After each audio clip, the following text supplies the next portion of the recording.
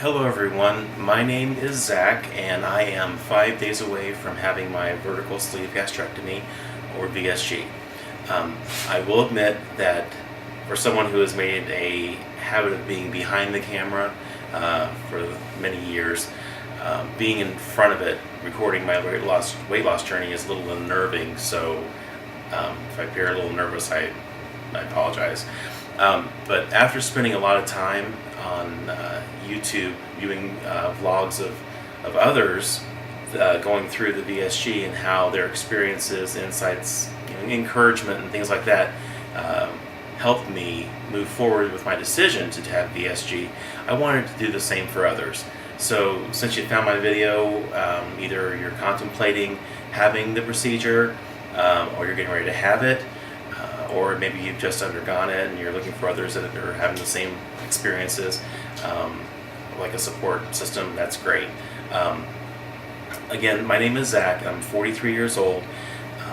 I'm 6 feet tall, and the scale at the that I went on to during my pre-admission testing, pre-surgical testing, weighed me in at 401 pounds.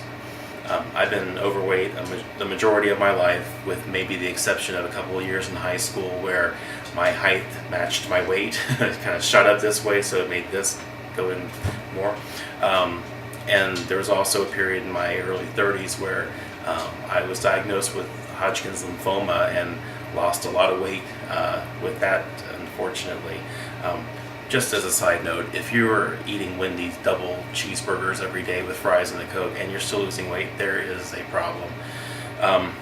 But as I'm sure you've heard others say before me, I've tried every diet. I had some moderate success, only to gain it back and then some.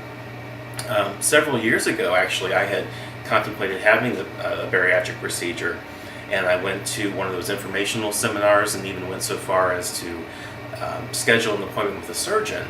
And but I think it was the Roux-en-Y that I was looking at as the procedure to have for the amount of weight that I needed to lose. About a week prior to that appointment, though, I was getting ready for work and I was in the shower, and I don't know what happened. I just started crying uncontrollably. I was frazzled because I thought, why is it that I have to go through such a radical procedure to lose weight? Why can't I just do this on my own? And I managed to convince myself to go ahead and cancel that appointment with that surgeon and rejoin Weight Watchers. Now, don't get me wrong, Weight Watchers is a great program. It works for a lot of people. I have nothing but high regards for Weight Watchers. It's just that for me, going to Weight Watchers, it was just too easy to fall off the wagon and to stay off. So, here it is a few years later, and I'm at 401 pounds. So obviously, it didn't take. But between that time and now, I pretty much gave up on everything, and the only thing that I had a lot of success at was gaining weight. I gained a lot of weight. I racked up an enormous, and I do mean a really large amount of debt eating out, because it's not cheap, and if you're doing it multiple times a day, it really adds up to thousands and thousands of dollars a year, and it was a stupid thing to do. So basically, I was kind of like putting that second foot in the grave at that point, because I just had stopped trying. My health was getting worse. I was actually beginning to wheeze. Shut up, kids. I was beginning to wheeze. I had shortness of breath. If I bent over to leash up the dog to take him outside, I would almost pass out. Same thing with tying my shoes. The depression was getting worse. Even my lower extremities were starting to become discolored, and that's what really scared me, because my dad had a similar problem. He was a big guy, and his legs were discolored. I remember that when I was a little kid, and never really understood why. So with all that giving up, basically it's kind of like committing a slow form of suicide. And my dad was a very large man, and I think he was 54 when he passed away from a massive heart attack. And I'm like a little more than 10 years behind him. So, and all those ailments, they haven't gone away. I mean, they're still here. But now I know how to make them better, if not go away completely.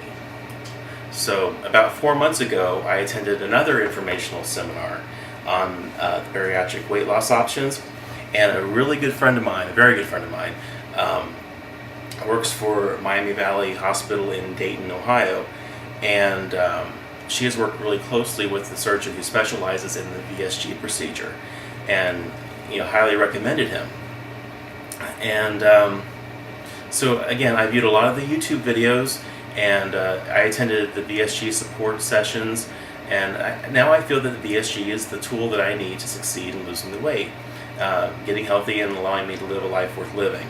So I'm very fortunate. I've got several close friends, very supportive, a loving mother, and I am a mama's boy. I'll be the first person to tell you that. But she has made worrying a way of life, and I hate that for her, because she's constantly worrying about me. It doesn't help that I'm an only child either.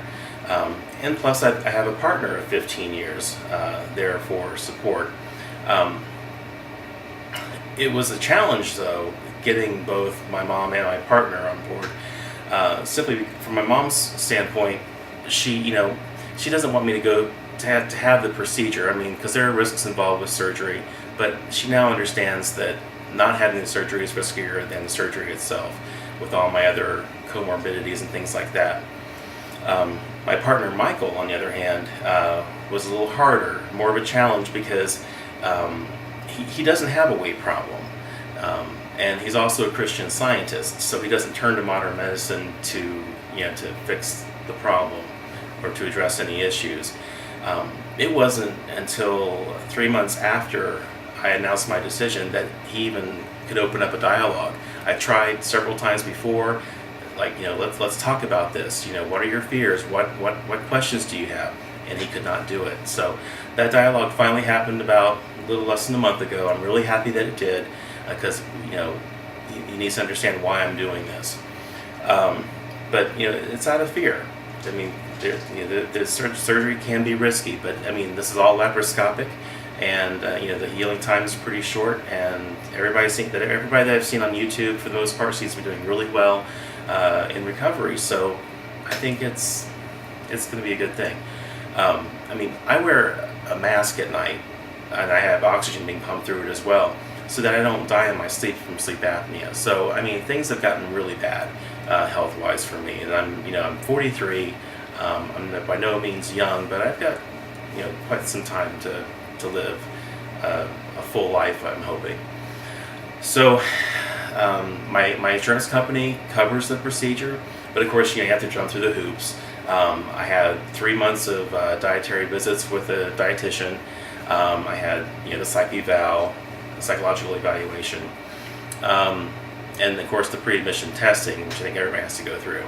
But now the procedure is only 5 days away, and I am truly excited.